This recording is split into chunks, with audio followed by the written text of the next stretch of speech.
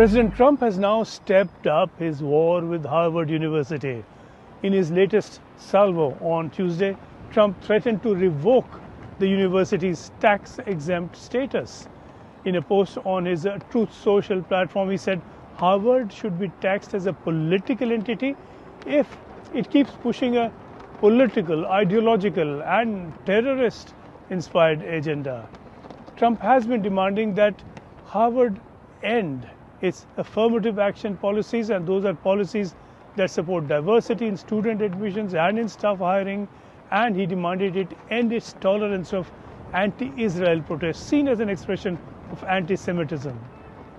Losing that tax-exempt status could be a serious blow to Harvard, and that would follow an earlier order freezing $2.3 billion in federal grants to the university that it says pays for research and innovation in science and medicine.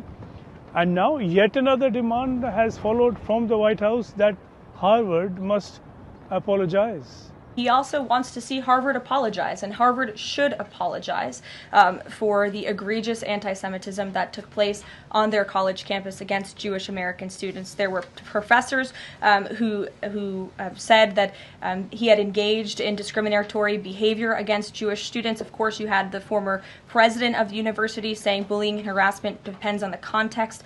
You also had an encampment on Harvard Yard that we all saw play out before the cameras. The university failed to impose formal discipline on any students for this anti-Semitic conduct violations, including the occupation of a campus building and the disruption of classes with bullhorns. The president believes Harvard should apologize to its Jewish American students for allowing such egregious behavior. This is building into a serious confrontation day by day. In a letter to Harvard on Friday of last week, Trump's ministers demanded inspection of departments suspected of anti-Semitism, and they demanded the reporting of students violating what Trump called American values. The university rejected these demands. It said they encroach upon academic freedom and constitutional rights, clearly primarily the First Amendment of the US Constitution that guarantees free speech. So this position of the university then set off Trump's warning on Tuesday about withdrawing the tax concession. Financial threats do worry Harvard, even if it is the richest university in the US with an endowment of more than $50 billion. Similar threats against the poorer Columbia University has been more effective for the government. Columbia has given in to many similar demands from the Trump administration.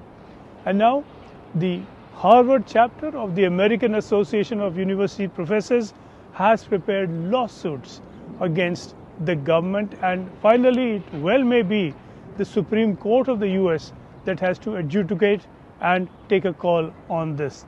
For now, Trump is not letting go and Harvard is standing firm. This is a dispute with Harvard, but really it affects every university in the US.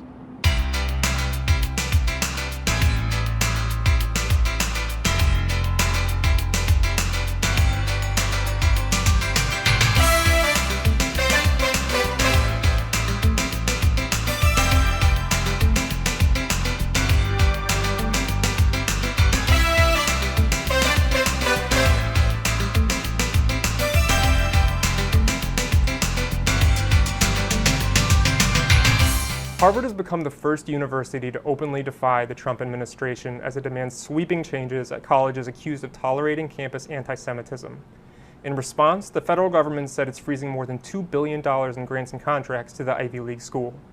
It sets the stage for a battle that could test the government's power and test the independence that has made U.S. universities a destination for scholars around the world.